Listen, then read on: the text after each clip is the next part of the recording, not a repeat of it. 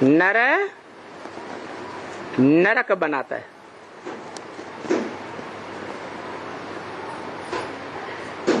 नर को नारायण कौन बनाता है? हैं? शिव बाप नहीं है? अरे शिव बाप नहीं बनाता है, शिव बाप बनाते हैं। करता है वो, करता है या करता है? हैं? अकरता है तो बनाने बिगाड़ने वाला है। हैं? हैं? साकार के द्वारा स्वर्ग बनाता है।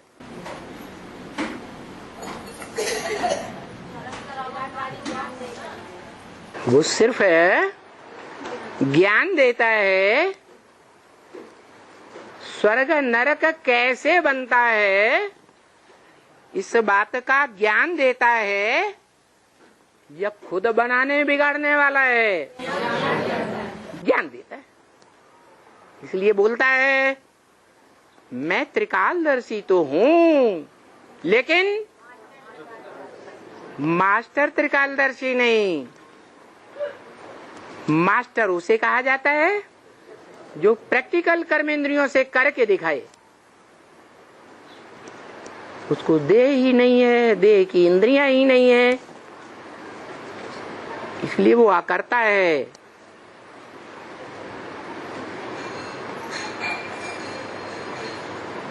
वो करनहार भी नहीं है और करावनहार नहीं है। है? करावनहार है। अविनाशी रुद्र ज्ञान यज्ञ का आरंभ जब होता है तो जिसका नाम नई षष्ठी रूपी परिवार रचने के लिए परम ब्रह्म देता है,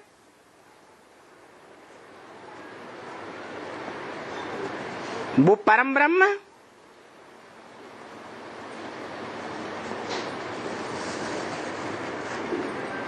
आत्मा है या नहीं, और देह है या नहीं? परम ब्रह्म है, माता है, तो देहभान में भी है या नहीं है? और देहभान में रहकर जो भी काम किए जाएंगे उसमें सफलता होगी या रिजल्ट में आखिरी असफलता होगी?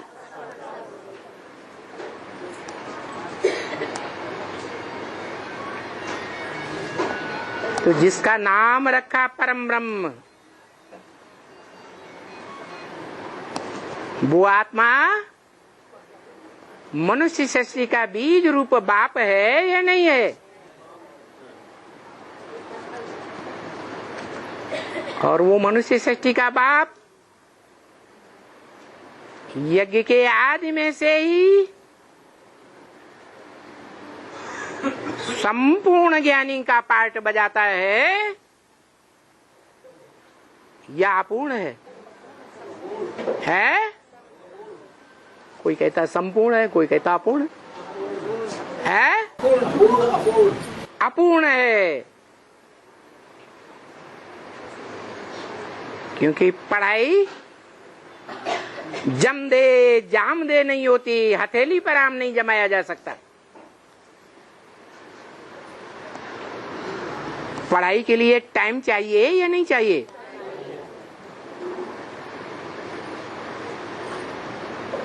तो अविनाशी रुद्र ज्ञान यज्ञ कुंड जब शुरू हुआ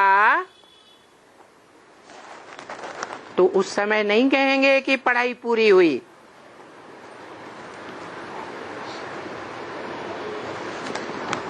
ब्राह्मणों का नया संगठन रचा जरूर गया,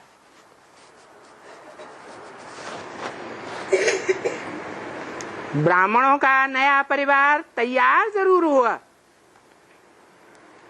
ब्राह्मणों की नई सृष्टि तैयार हुई, लेकिन प्रैक्टिकल में रचने वाला जो रचयिता है, जिसके नाम पर यज्ञ का नाम क्या पड़ता है? रुद्र ज्ञान यज्ञ। सिर्फ रुद्र ज्ञान यज्ञ है, विष्णु यज्ञ नहीं, शिव यज्ञ नहीं, ब्रह्मा यज्ञ नहीं, शंकर यज्ञ नहीं कहा जाता।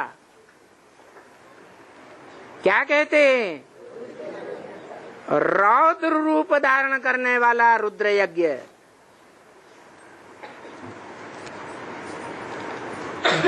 ऐसा रौद्र विकराल रूप धारण करने वाला, जैसा विकराल रूप धारण करने वाला इस दुनिया में कोई पार्टधारी नहीं हो सकता।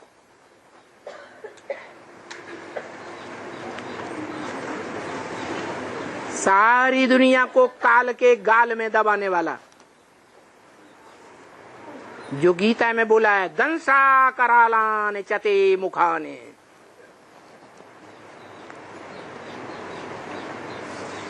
उसकी विकराल दाढ़ों के अंदर क्या देवात्माएं, क्या मनुष्यात्माएं, क्या ऋषि मुनि, क्या राक्षस, क्या प्राणी मात्र, सब उसके मुख में घुसे जा रहे हैं और दाढ़ों में चबाए जा रहे हैं।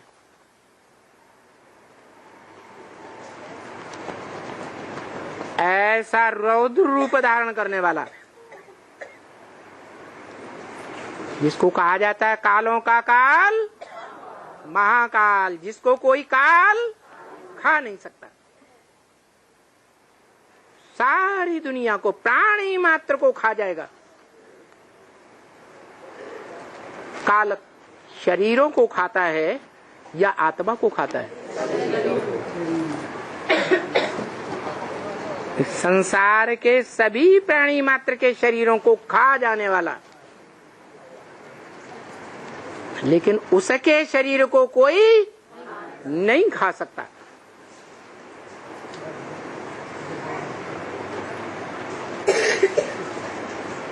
इसलिए सिख लोग भी कहते हैं सदगुरु अकाल मूर्त। वो मूर्तवान भी है, माने उसकी मूर्ति भी साकार में है, और अकाल भी है, काल के बंधन में नहीं है। न भूतकाल, न भविष्य काल, न वर्तमान काल, तीनों काल के बंधन में नहीं आता। सदा इस सृष्टि रूपी रंगमंच पर विराजमान है।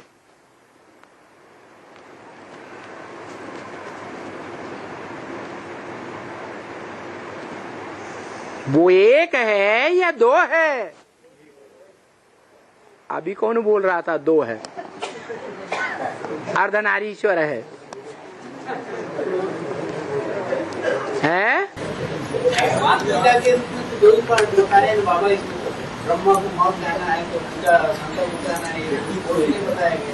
ज्यादा यादगार दुनिया में किसकी मिल रही है?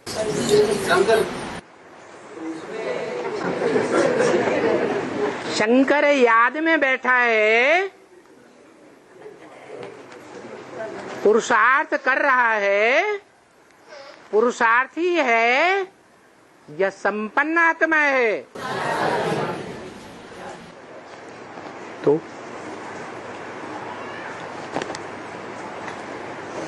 जो एक है, माता भी है, पिता भी है, पुरुष भी है और प्रकृति भी है।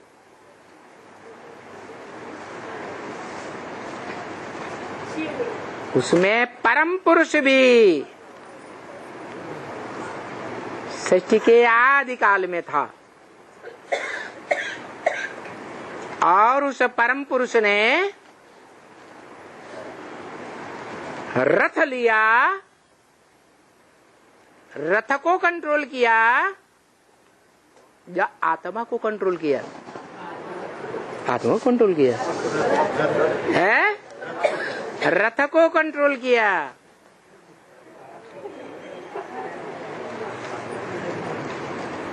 जो भी आत्मा का कल्याण करने वाले पुरुषार्थी हैं, उनकी आत्मा को कंट्रोल करता है या स्वतंत्र छोड़ता है?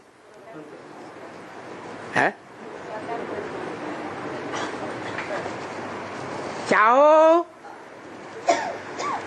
तो मेरे बताए हुए रास्ते पर चलो, न चाहो न चलो, क्योंकि प्रत्येक आत्मा, खासकर मनुष्य आत्मा, स्वतंत्र है। आत्मा स्वतंत्र है मूल रूप में या परतंत्र है? स्वतंत्र है।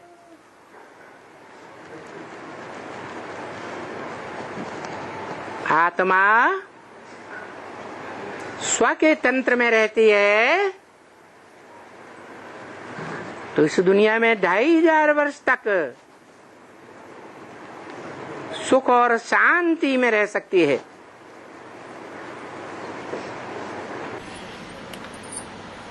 आत्मा परतंत्र में नहीं पड़ती है बाबा, माया के। जब परतंत्र बनती है तो आत्मिक स्मृति रहती है। बंधन तो आत्मा को ही लगते हैं। अरे आत्मा जब परतंत्र बनती है, पर माने पराया, स्व माने आत्मा। आत्मा जब परतंत्र बनती है तो आत्मिक स्मृति में रहती है, रहती है। यहाँ तो स्वतंत्रता की बात हो रही है।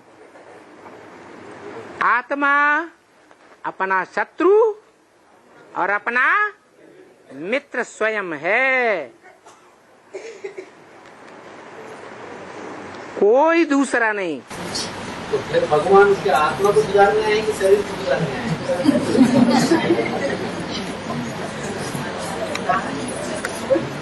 आत्मा अजर और अमर अविनाशी है या मरने वाली है? सत्य है या नाश होने वाली असत्य है? क्या है? तो जो सत्य है उसको सुधारने की दरकार है। बिगड़ेगा उसको तो सुधारना पड़ेगा है? आत्मा बिगड़ती है तभी तो नर्क बन जाता है, नर तो नर्क बनाता है। तो आत्मा नर भी है, आत्मा नारी भी है। नर बिगड़ा हुआ या नारी को दोष देंगे? पुरुष को देंगे। पुरुष माने आत्मा, शरीर रूपी पुरी में श माने शयन करने वाली आत्मा है। बिगड़ता कौन है, आत्मा या शरीर? देख लो, वो ऊंचे ते ऊंचा भगवंत परम पुरुष आता है तो किसको कंट्रोल में लेता है? रथ का वो कंट्रोल लेता है, शरीर को कंट्रोल में लेके आत्मा को सुधारता है। वो सुधारने वाला है। प्रैक्टिकल में वो सुधारता है। बिगड़ी को बनाने वाला तो वही कहते हैं। बिगड़ी को बनाने वाला तो वही है। इतना ही तो निराकारवादियों ने, विधर्मियों ने, विदेशियों ने नहीं समझा वो एक तो कि वो एक कौन है जो साकार भी और निराकार भी, सगुणे अगुणे नहीं कछु भेदा, उभय हरे भव संभव खेदा। वो एक है और इस सृष्टि पर सदा कायम है। वो कौन है? तो वो एक की सदगति करता है, फिर एक हमारी सबकी सदगति करता है। ऐसे तो है ना बाबा? यानी वो शिव जो है, शिव जो मुख्य बीज आत्मा है, उसकी सदगति शिव के द्वारा होती है। वो बीज आत्मा की पूरी सृष्टि का सदगति करता है। तो मूल सदगति शरीर के साथ, एक निमित्त बनेगा ना। शरीर के साथ सदगति गाई हुई है या बिना शरीर के सदगति गाई हुई है? और सदगुरु शरीर के साथ होगा या बिना शरीर का होगा?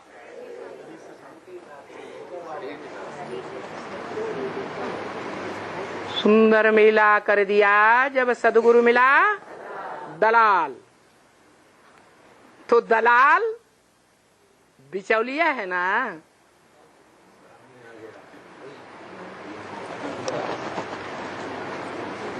दलाल के ऊपर कोई है या नहीं है? है? तो जो ऊपर है वो अकर्ता है, बनाता बिगाड़ता नहीं है, कुछ करता धरता नहीं है, सिर्फ रास्ता बताया हुआ है। कर्म अकर्म विकर्म का रास्ता बताया हुआ है। और वो रास्ता भी एक समझता है, एक के अलावा कोई नहीं समझता। सब बेसमझ, देह अभिमानी, सांढे।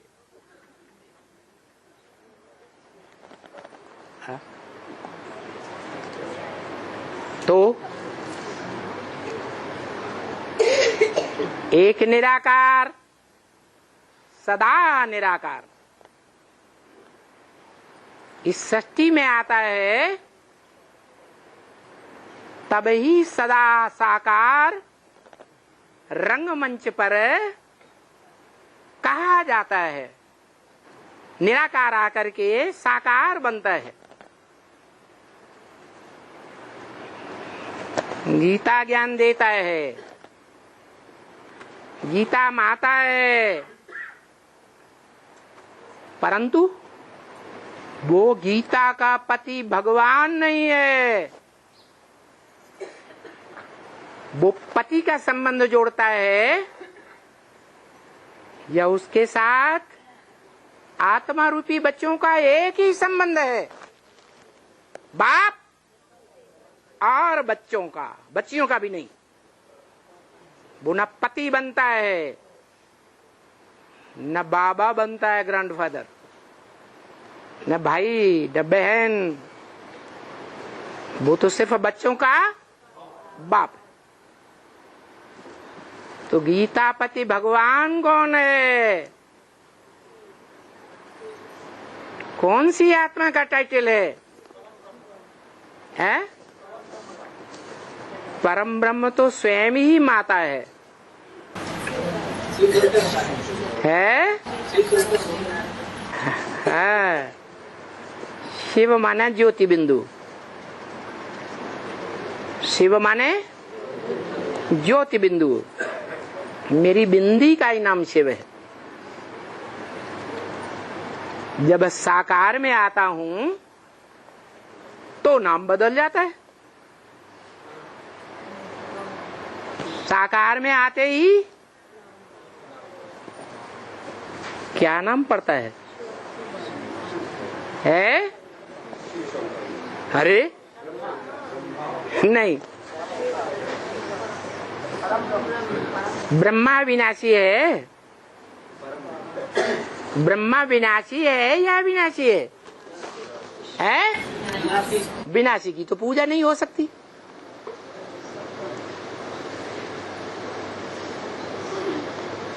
अविनाशी की पूजा होती है, जो इस सृष्टि रूपी रंगमंच पर सदा सत्य है और सत्य की शक्ति से कोई भी जन्म में उसको कोई पराभव नहीं कर सकता। हरा ही नहीं सकता।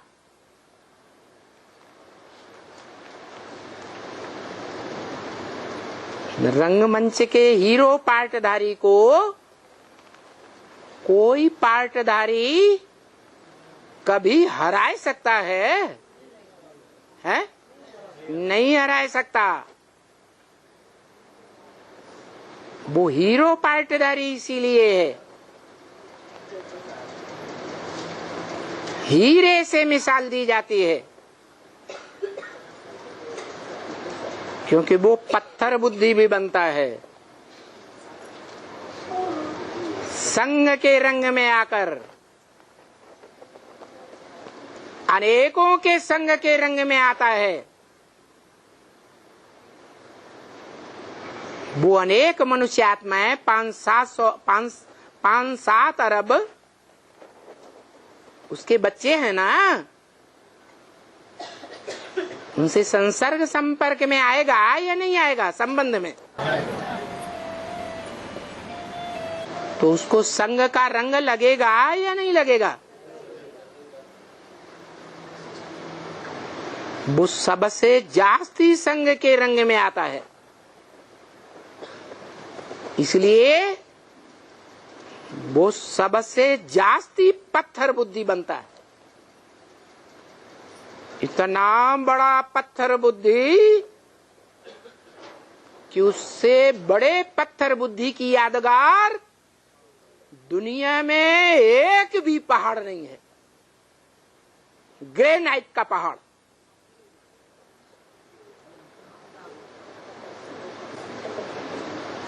वो सिर्फ माउंट आबू है। क्या नाम है? माउंट आबू। एक ही ग्रेनाइट पत्थर का बना हुआ इतना गहरा पहाड़ जिसकी गहराई को कोई नहीं नाप सकता। वो पहाड़ों में भी बड़ा पहाड़ है। माना पहाड़ों का भी बाप है, सागरों का भी बाप है, वो सबका बाप है। जो गीता में बोला, वृक्षों में मैं ये वृक्ष हूं, पहाड़ों में मैं ये पहाड़ हूं, नदियों में मैं ये नदी हूं। माना जो गीता में इस तरह बोलता है, जो गीता भगवत गीता कही जाती है, दुनिया में एक ही ग्रंथ जो भगवान के द्वारा गाई हुई है, वो भगवान कितना बड़ा मियां मिट्ठू है। दुनिया में इससे बड़ा कोई मियां मिट्ठू हो सकता है? हैं? वो मियां मिट्ठुओं का भी बाप है। इसलिए ब्रह्म वाक्य मुरली में बोला, दुनिया की कोई ऐसी बात नहीं, कोई ऐसी चीज नहीं जो तेरे पर लागू न होती हो। क्या कोई है? नहीं। अरे 84 लाख योनियां है या नहीं है? हैं? तो 84 लाख योनियां उसके ऊपर लागू होती है क्या? है? अरे वो भैंसे की तरह कीचड़ में लौटने वाला है क्या? अरे है या नहीं है? नहीं है। कभी ऐसा पाठ नहीं बजाया होगा। इस्लामियों के संग के रंग में आया होगा तो पाठ बजाया होगा या नहीं बजाया होगा?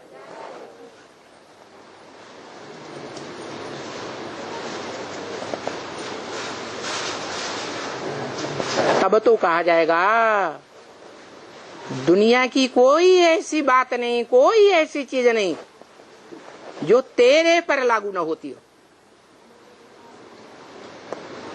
वो सब प्रकार का पार्ट बजाने वाला है। इसलिए शास्त्रों में क्या लिख दिया, मनुष्य 84 लाख योनियां लेता है, परंतु जिन्होंने लिख दिया उनको ये पता नहीं वो कौन सा मनुष्य है। मनु की औलाद, मनु माने मनन चिंतन मंथन करने वाला मनुआ।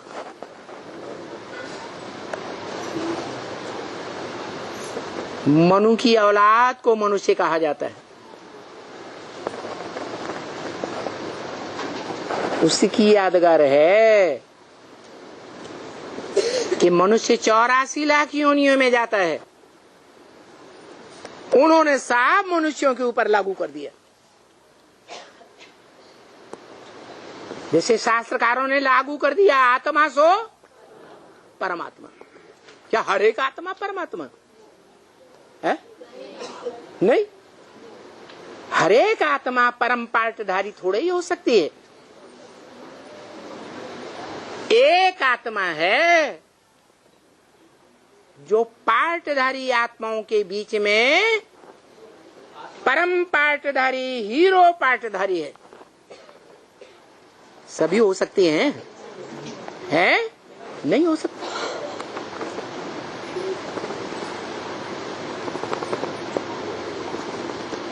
तो असलियत का ज्ञान, सच्चाई का ज्ञान देने वाला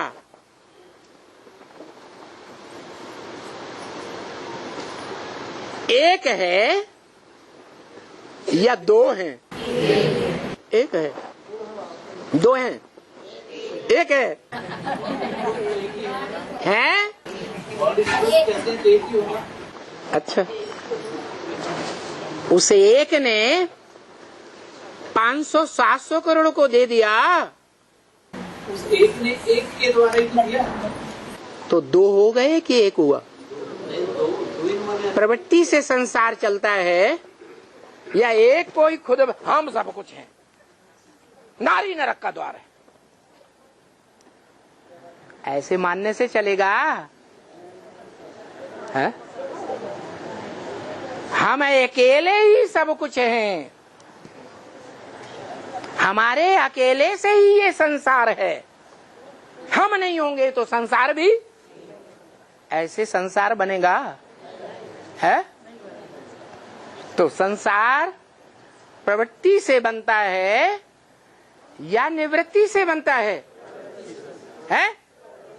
प्रवृत्ति से बनता है। जो रास्ता बताने वाला, बापों का बाप, ऊंचे के ऊंचा भगवंत, जिसका कोई बाप नहीं, वो उसको भी नई सृष्टि रचने के लिए, सुखदायी स्वर्ग की दुनिया बनाने के लिए, उस हेवनली गॉडफादर को भी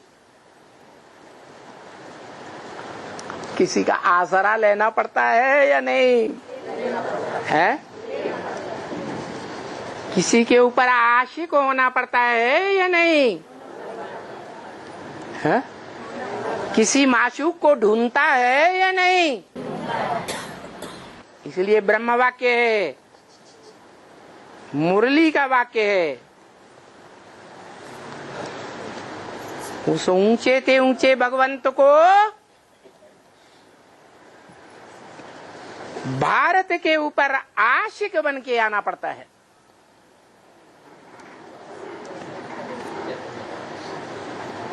मैं आशिक हूं भारत के ऊपर, तो माशूक कौन हुआ? भारत माशूक हुआ। ये परंपरा पड़ गई दुनिया में।